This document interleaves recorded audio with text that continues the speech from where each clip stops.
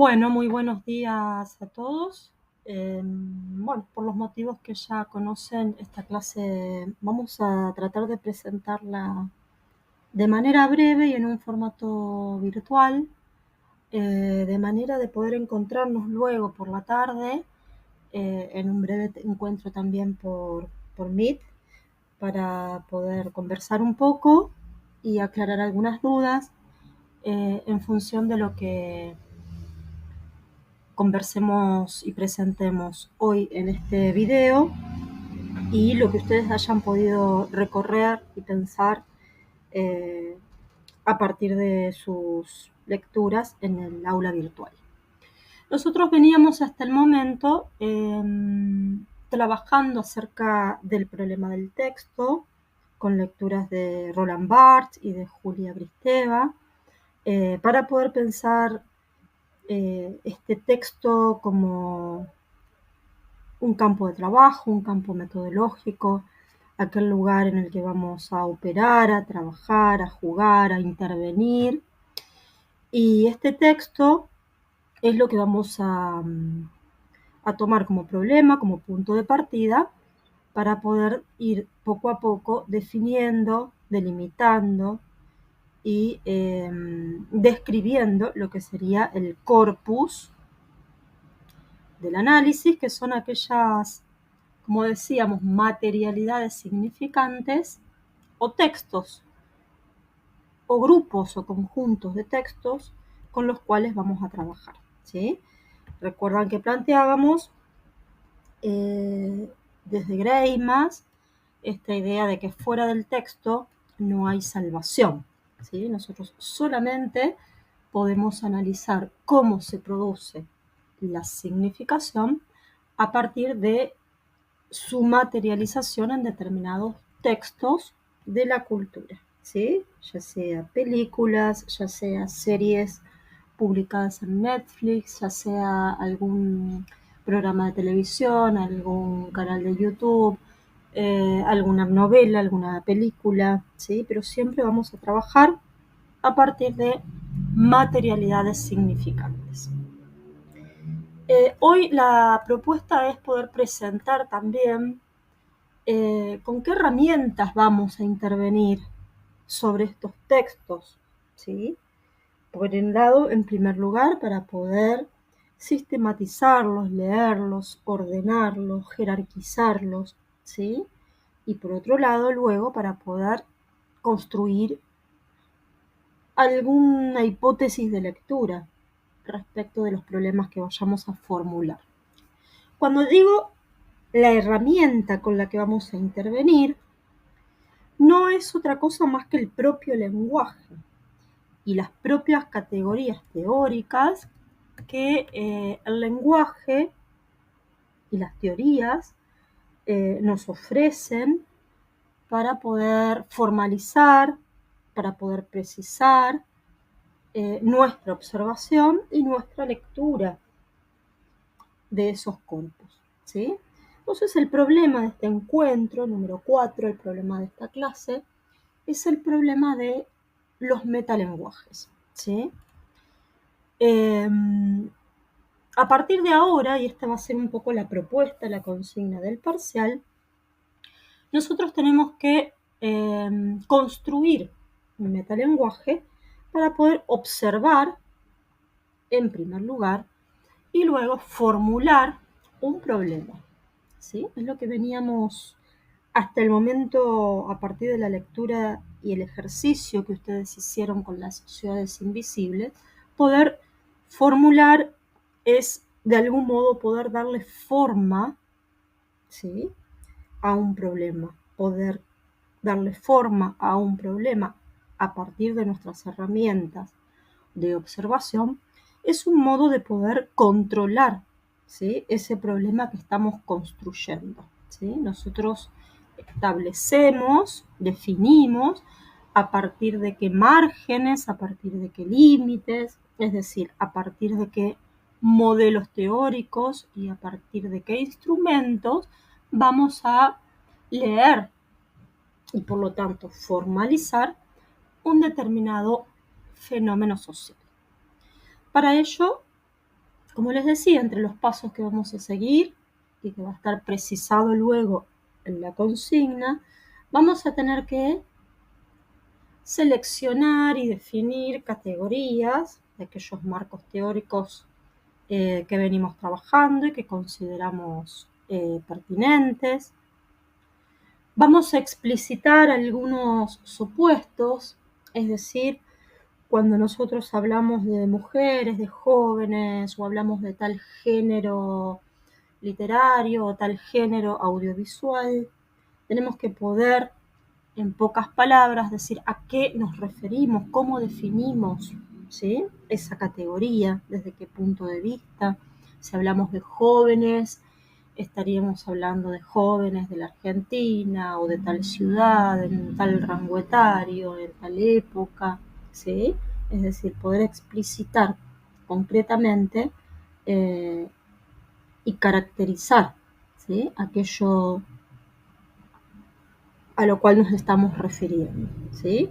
Y al mismo tiempo es necesario identificar o distinguir los niveles de análisis, las unidades de lectura, establecer recortes o seleccionar fragmentos, ¿no?, de ese corpus, es decir, operar sobre ese corpus, ¿sí?, intervenir sobre ese corpus. Es decir, si vamos a trabajar sobre algunas películas, vamos a definir previamente qué es lo que estamos leyendo, lo que estamos buscando, cuáles son nuestras unidades de lectura, y a partir de allí vamos a seleccionar determinados fragmentos de esa película, o vamos a seleccionar determinadas imágenes de la colección de algún fotógrafo o de algún artista, o de algunas imágenes que circulen en internet, o de algunos posteos en redes sociales, ¿sí? Pero previamente nosotros establecemos el criterio a partir del cual vamos a intervenir sobre esas materialidades significantes. A modo de ejemplo, yo les voy a proponer una lectura, ¿sí? Ustedes saben que venimos trabajando con textos de la literatura, donde podemos identificar claramente cómo se organizan, ¿sí?, algunos modos de pensamiento, cómo se presentan en la literatura algunos modos de pensamiento.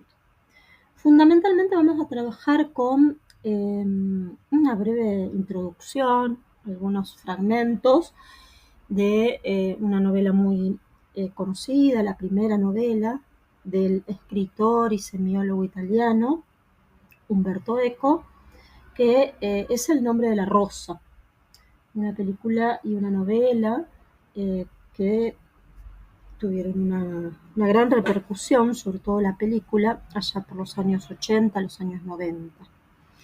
¿En qué consiste esta novela? El nombre de la rosa es un monje franciscano que se dirige a una abadía benedictina para investigar, ¿sí?, una serie de crímenes que estaban sucediendo en esa abadía benedictina. Lo interesante aquí es el punto de vista desde el cual esta novela va a ser narrada, que es el punto de vista de un ayudante, ¿sí?, un aprendiz de este monje benedictino, que es Azzo de Melk, ¿sí?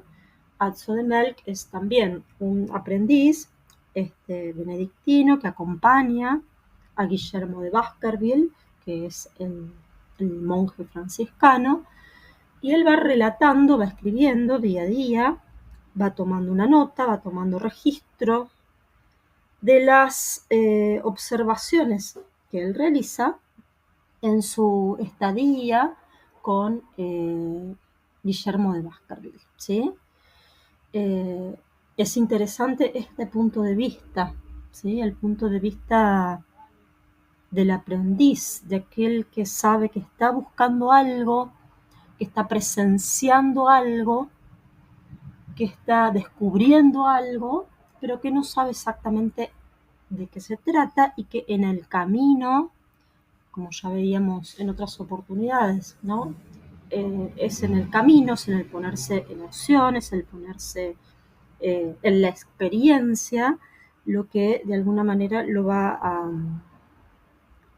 a enfrentar a él a esta experiencia del conocimiento, ¿no? Entonces, Azzo-de-Mel, que es el aprendiz, dice: entonces no sabía qué buscaba Fray Guillermo, y a decir verdad, aún ahora lo ignoro, y supongo que ni siquiera él lo sabía, movido como estaba solo por el deseo de la verdad y por la sospecha de que la verdad no era lo que creía descubrir en el momento presente.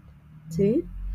En la introducción, en las primeras páginas de la novela El nombre de la rusa,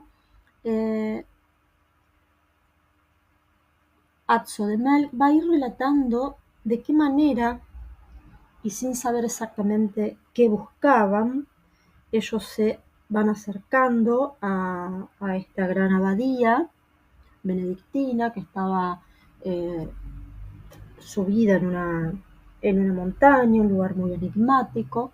Ellos van acercándose sabiendo que van a investigar algo que estaba sucediendo en esta abadía benedictina, pero sin conocer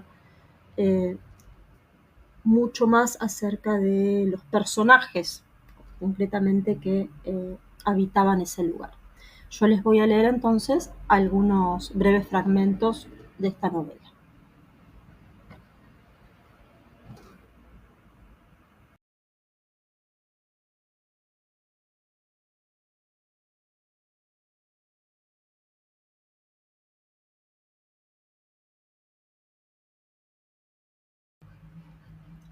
Bueno, muy bien, como les decía entonces, vamos a leer un pequeño fragmento de esta novela de Umberto Eco, El nombre de la rosa, que fue la primera novela publicada por Eco en italiano en el año 1980, publicada en español en el año 1982 y bueno, se realiza también la película en el año 1986 donde la obra alcanza un gran reconocimiento. Vamos a ver aquí en algunas diapositivas algunas poquitas imágenes de la película. El nombre de la rosa es una novela, como les decía, de investigación policial. Por lo tanto, me interesa esto que pensemos cómo se escenifica una pequeña escena de investigación, ¿no? Esta tarea que realizamos permanentemente y a veces de manera inconsciente, de construir, de generar hipótesis, de observar, de hacer conjeturas, ¿sí? A partir de nuestra observación, de ese mundo que recorremos, y tiene además ostenta además un gran conocimiento de la filosofía, de la teología y de la cultura medieval. Comienza esta novela con como les decía, es un relato día a día de las experiencias que va teniendo Azzo-de-Mel junto con Guillermo de Baskerville. Lo que vamos a leer es un fragmento del primer día, ¿no? Donde se llega al pie de la abadía y Guillermo da pruebas de gran dureza.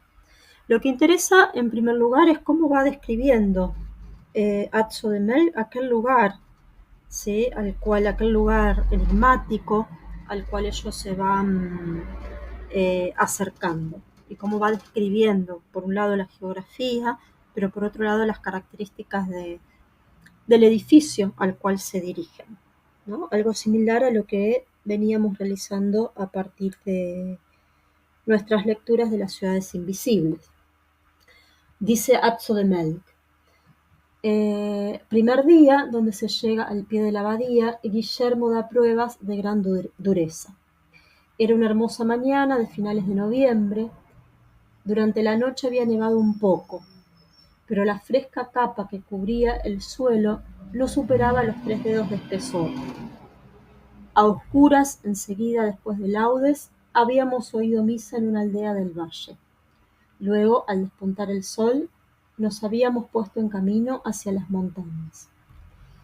Mientras trepábamos por la abrupta vereda que serpenteaba alrededor del monte, vi la abadía. No me impresionó la muralla que la rodeaba, similar a otras que había visto en todo el mundo cristiano, sino la mole de lo que después supe que era el edificio. Se trataba de una construcción octogonal, que de lejos parecía un tetrágono, figura perfectísima que expresa la solidez e invulnerabilidad de la ciudad de Dios, cuyos lados meridionales se erguían sobre la meseta de la abadía, mientras que los septentrionales parecían surgir de las mismas faldas de la montaña, arraigando en ellas y alzándose como un despeñadero. Quiero decir que en algunas partes, mirando desde abajo, la roca parecía prolongarse hacia el cielo, sin cambio de color ni de materia, y convertirse a cierta altura en burche y torreón, obra de gigantes habituados a tratar tanto con la tierra como con el cielo. Y sigue y continúa la descripción y ofrece además este croquis, en la primera página, este croquis de la abadía, ¿no? Es decir, él comienza observando en la lejanía, por la mañana, este lugar, y queda impactado por la estructura del edificio que alegóricamente representa la teología. Entonces continúa Atzo de Melk. Mientras nuestros mulos subían trabajosamente por los últimos repliegues de la montaña, allí donde el camino principal se ramificaba, formando un trivio con dos senderos laterales, mi maestro se detuvo un momento y miró hacia un lado y hacia otro del camino. Miró el camino y por encima de éste los pinos de hojas perennes que en aquel corto tramo formaban un techo natural blanqueado por la nieve. Rica abadía, dijo. Al abad le gusta tener buen aspecto en las ocasiones públicas. Acostumbrado a oírle decir las cosas más extrañas, nada le pregunté. También porque poco después escuchamos ruidos y en un recodo surgió un grupo agitado de monjes y servidores. Al vernos, uno de ellos vino a nuestro encuentro diciendo con gran cortesía: «Bienvenido, señor. No os asombréis si imagino quién sois, porque nos han avisado de vuestra visita. Yo soy Remigio da Varagine, el sillerero del monasterio. Si sois, como creo, Fray Guillermo de Baskerville, habrá que avisar al abad». «Tú», ordenó a uno del grupo, «sube a avisar que nuestro visitante está por entrar en el recinto». «Os lo agradezco, señor sillerero», respondió cordialmente mi maestro, «y aprecio aún más vuestra cortesía, porque para saludarme habéis interrumpido la persecución. Pero no temáis, el caballo ha pasado por aquí y ha tomado el sendero de la derecha. No podrá ir muy lejos porque al llegar al estercolero tendrá que detenerse. Es demasiado inteligente para arrojarse por la pendiente». «¿Cuándo lo habéis visto?», preguntó el sillerero. «¿Verlo? No lo hemos visto, ¿verdad, Atzo?», dijo Guillermo, volviéndose hacia mí con expresión divertida. «Pero si buscan a Brunello, el animal solo puede estar donde yo os he dicho». El sillerero vaciló, miró a Guillermo, después al sendero y por último preguntó: «¿Brunello? ¿Cómo sabéis?». «Vamos», dijo Guillermo, «es evidente que estáis buscando a Brunello, el caballo preferido del abad, el mejor corcel de vuestra cuadra, pelo negro, 5 pies de alzada, cola elegante, cascos pequeños y redondos, pero de galope bastante regular, cabeza pequeña, orejas finas, ojos grandes. Se ha ido por la derecha, os digo, y en cualquier caso, apresuraos». El sillerero, tras un momento de vacilación, hizo un signo a los suyos y se lanzó por el sendero de la derecha mientras nuestros mulos reiniciaban la ascensión. Cuando, movido por la curiosidad, estaba por interrogar a Guillermo, él me indicó que esperara. En efecto, pocos minutos más tarde, escuchamos gritos de júbilo, y en el recodo del sendero reaparecieron monjes y servidores, trayendo el caballo por el freno. Pasaron junto a nosotros, sin dejar de mirarnos un poco estupefactos, y se dirigieron con paso acelerado hacia la abadía.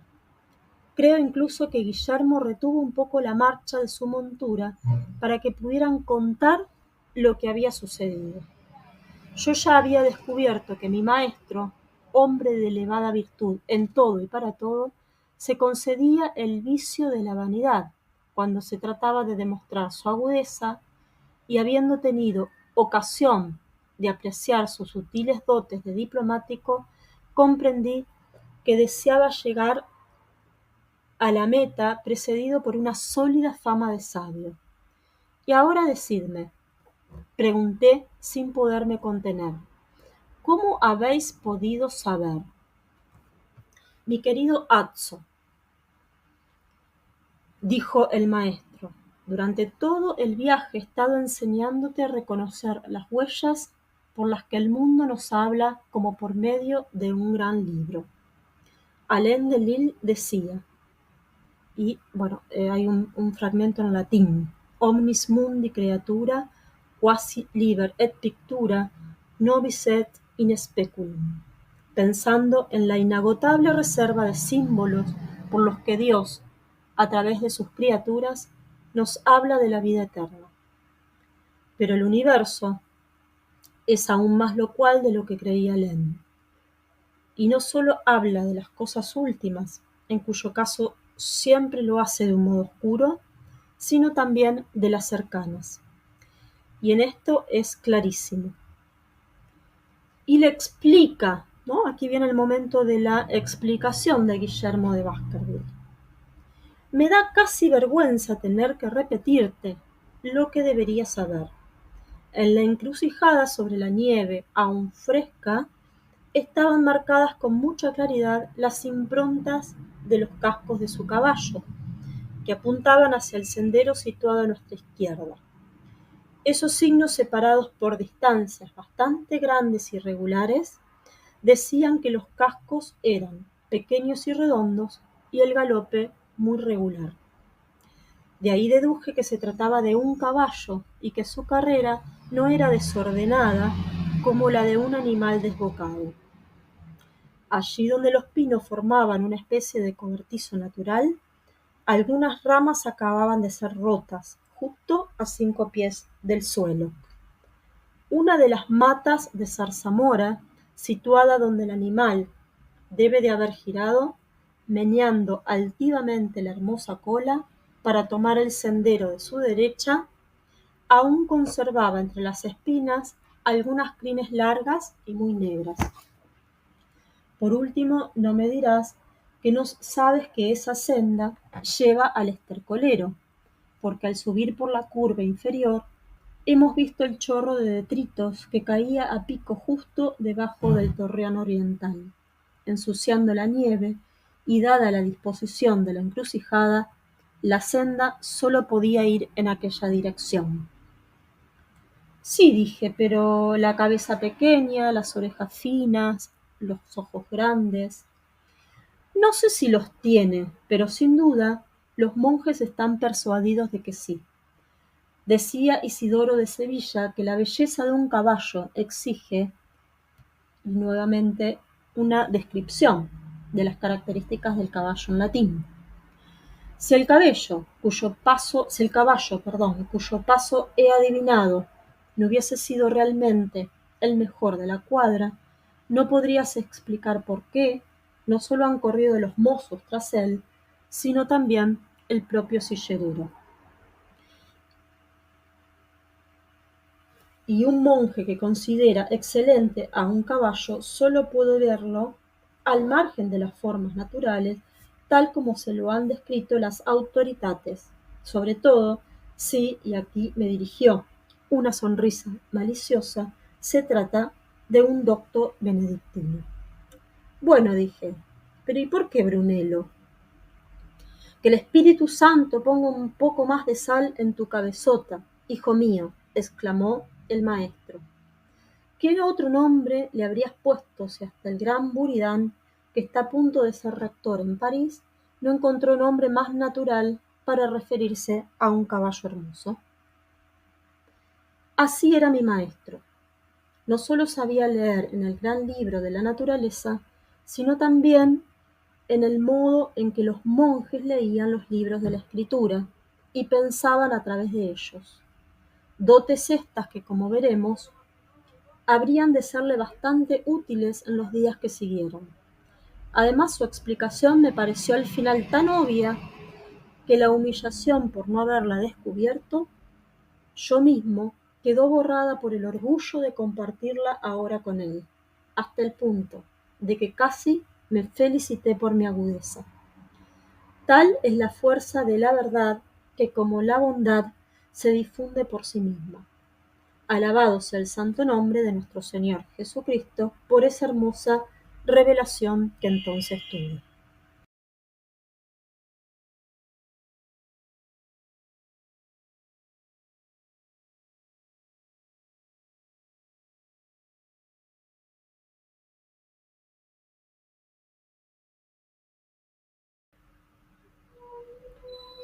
Bueno, ya como para ir terminando y presentando un poco lo que es la actividad del parcial, lo que me interesaba particularmente de esta lectura de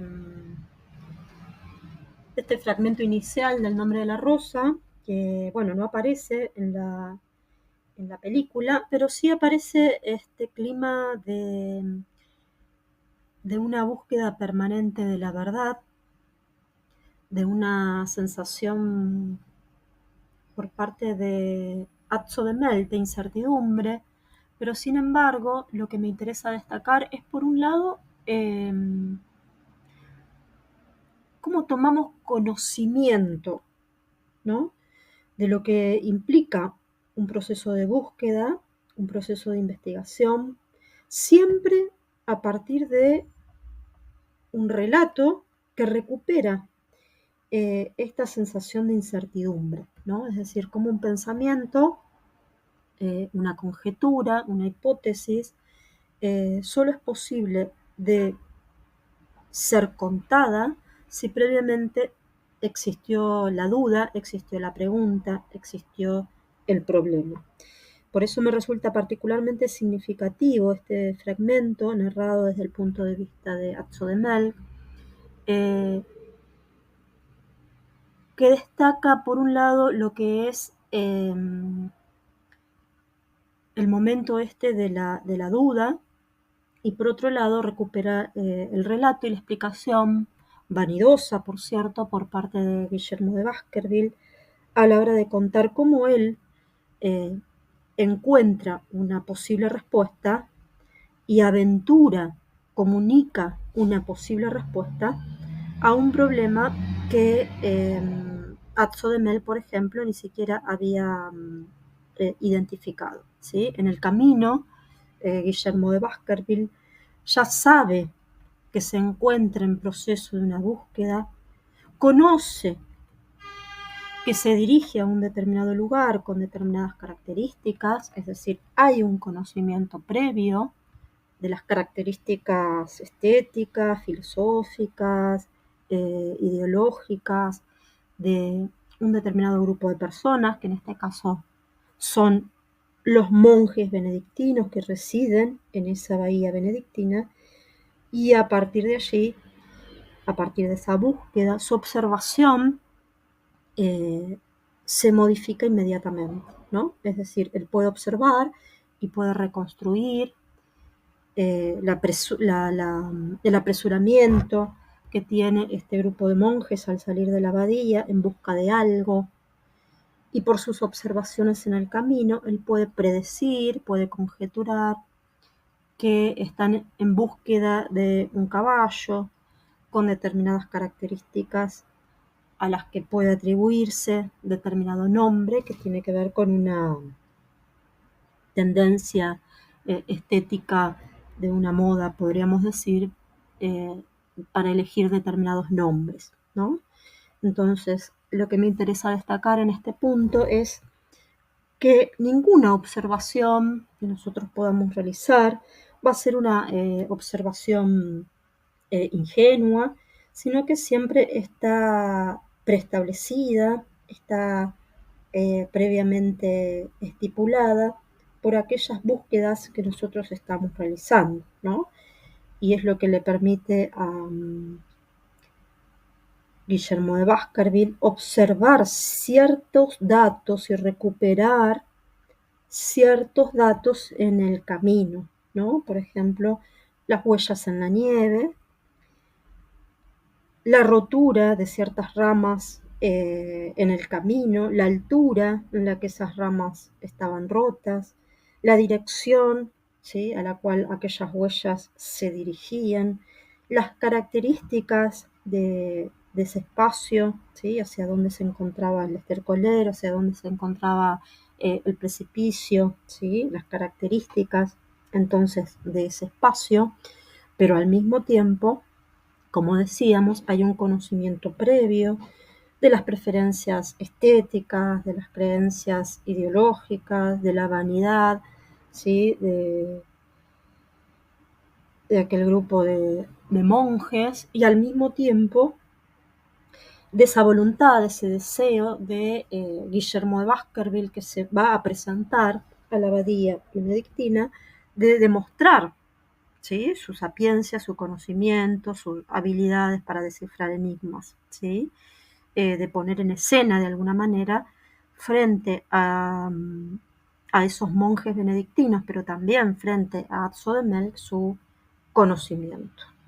Ese conocimiento no es válido, ¿sí?, hasta el momento en el que él logra verificar que efectivamente ese caballo lo han podido encontrar, y hasta el momento en el que él no logra explicar y demostrar también cómo ha llegado a construir ese razonamiento, ¿sí? Es decir, lo que vuelve significativa esa premisa, esa conjetura, no es tanto el resultado en sí, sino lo que la vuelve digno de admiración a los ojos de su ayudante, de su aprendiz, es la posibilidad de explicar, ¿no?, cómo se ha ido construyendo ese razonamiento, ¿sí?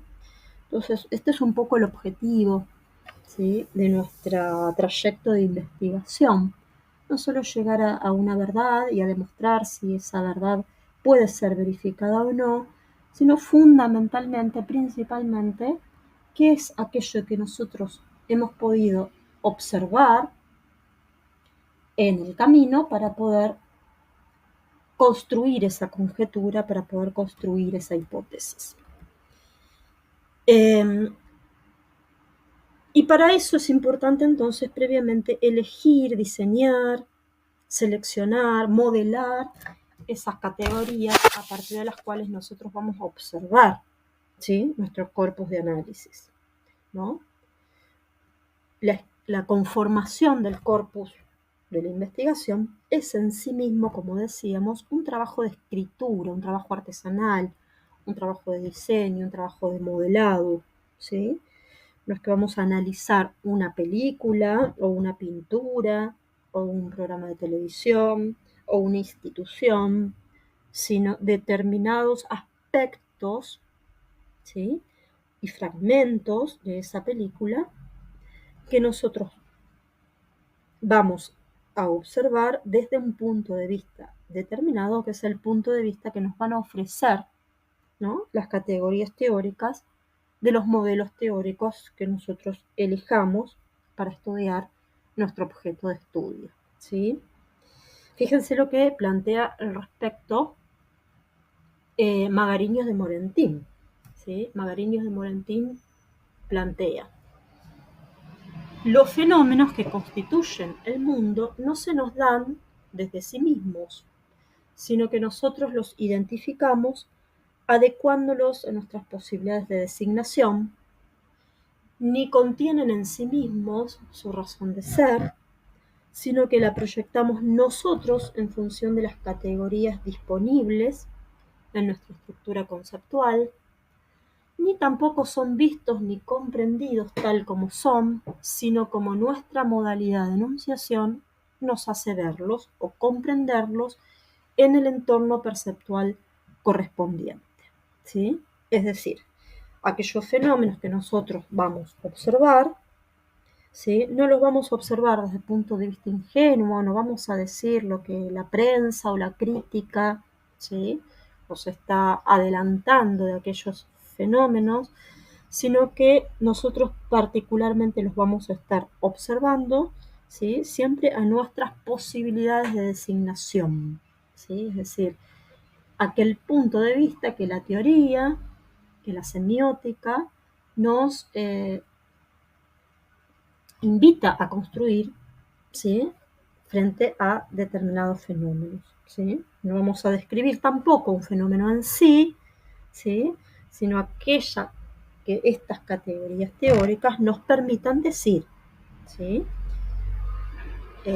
Entonces es importante este trabajo previo, esta intervención previa que nosotros hagamos sobre nuestros corpus de investigación, estos puntos de vista que nosotros vamos a ir construyendo para ir de alguna manera recortando y delimitando nuestro corpus de análisis.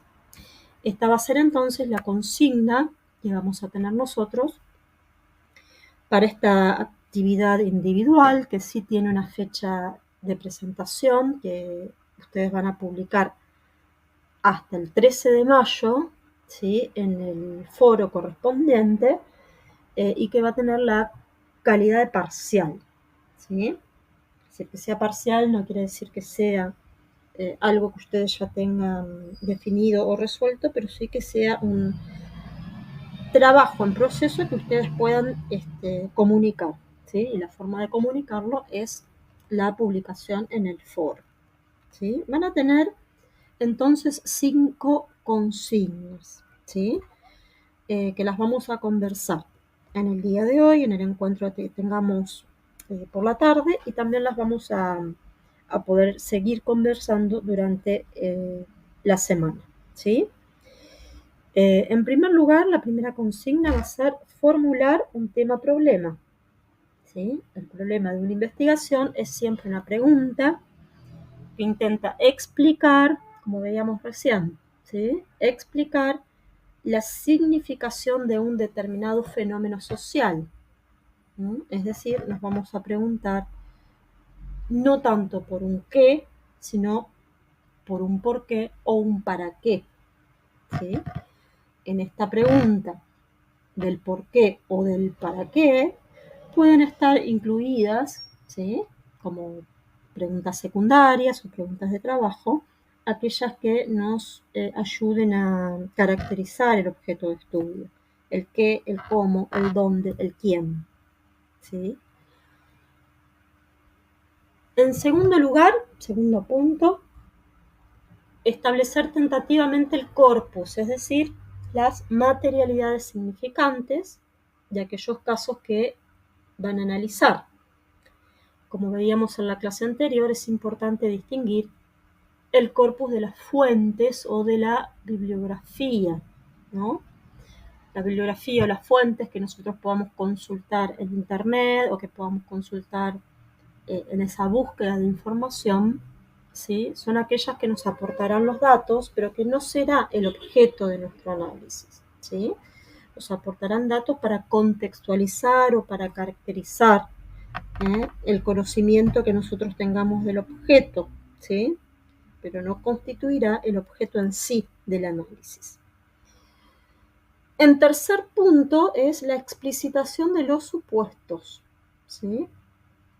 Es decir, en esa primera caracterización pueden aparecer conceptos, categorías, lo que en una clase con el profesor Gastaldelo han considerado como significantes flotantes, es decir, aquellos supuestos conocimientos previos que nosotros tenemos que poder explicitar, ¿sí? Si hablamos de jóvenes, si hablamos de mujeres, si hablamos de un determinado género musical, si hablamos de un determinado contexto, ¿sí? Que nosotros podamos especificar con el mayor grado de precisión a qué nos estamos refiriendo, ¿sí? Con ese concepto. ¿Mm? Esto que yo les planteaba, una vez que formulamos la primera pregunta inicial, hacernos preguntas sobre nuestras preguntas, ¿sí? Como aquellas primeras preguntas que nuestros compañeros, este es un ejercicio que pueden hacer también, que nuestros compañeros nos pregunten acerca de estos supuestos, ¿sí? Cuarto punto, apreciar la pluralidad de los textos, ¿sí? La pluralidad de voces, la pluralidad de los niveles significantes, etc. ¿No? Si vamos a constituir como objeto de estudio una película, bien, qué fragmentos de esa película vamos a analizar y qué aspectos de la materialidad significante de dicha película vamos a analizar, ¿sí? Si los aspectos narrativos, los aspectos visuales, los aspectos conjeturales de construcción del conocimiento, los aspectos que tienen que ver con lo sonoro, los aspectos que tengan que ver con la construcción de los vínculos o las relaciones entre los actantes, ¿sí? Es decir, qué aspecto de aquella película nosotros vamos a estar considerando, ¿sí? Puede ser la musicalización, puede ser el vestuario, puede ser la escenografía, ¿sí? Es decir, un aspecto que nos resulte particularmente significativo. Y finalmente, en el punto 5, vamos a analizar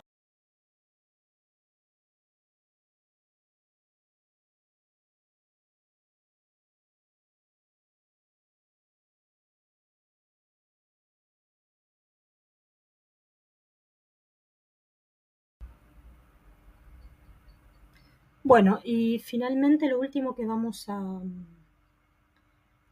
presentar, les pido disculpas porque se me cortó recién el video, es el punto número 5, en el que van a tener que poder explicitar qué categorías, preguntas, problemas o puntos de vista pueden ofrecernos las teorías estudiadas hasta el momento para hacer más pertinente nuestras lecturas de esos materiales y por qué elegimos esas categorías, ¿sí? Puede ser que elijamos el marco teórico de Julia Kristeva y elijamos las categorías de texto, de productividad textual, de intertextualidad, de ideologema. Puede ser que elijamos la noción de mito de Roland Barthes. Puede ser elijamos los 3 componentes de la semiosis persiana. Entonces tenemos que poder explicar dichas categorías y en qué sentido nosotros creemos, ¿sí? Que dichas categorías pueden ser productivas o pertinentes para abordar aquel problema que nosotros queramos abordar, ¿sí? Es decir, porque nos parece que la idea de la semiosis persiana, ¿sí? Puede contribuir a explicar ese fenómeno que queremos explicar y de qué manera, ¿sí? Vamos a utilizar esas categorías. Es decir, poder enmarcar el problema que estamos por investigar en un determinado marco teórico y poder definir y circunscribir la lectura que vayamos a realizar a determinadas categorías teóricas. Insisto, es importante que hagamos esta publicación no porque tengamos resuelto el problema, sino porque a partir de lo que nosotros publiquemos, ¿sí? Va a ser posible iniciar y profundizar y complejizar el diálogo y los aportes que nosotros como equipo de cátedra podemos hacer a aquello que ustedes estén pensando, ¿sí? Es decir, considérenlo como una instancia de comunicación, ¿sí? Más que como una instancia de evaluación. Entonces, en el día de hoy por la tarde, para los que se puedan conectar a las 18 horas, estaremos teniendo una breve clase como para poder explicar si ha quedado alguna duda de esto que hemos presentado y conversado recién. Eh, y a lo largo de la semana también podrán ir anticipando, ¿sí?, algunos avances eh, de esta escritura que ustedes tienen que realizar. ¿Sí? Van a ver que en el encuentro 3 ya estaba presentada esta misma actividad que va a tener carácter de parcial en el encuentro 4. ¿Sí? Bien, nos vemos entonces por la tarde y conversamos algunos minutos más. Muchas gracias por la escucha.